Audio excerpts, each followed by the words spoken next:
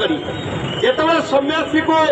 से विभाग HOD favour मागिले से खंडन कला सी फेवर को खंडन करी गोटे गांधी हिसाब रे गोटे सत्याग्रही ना लिखेला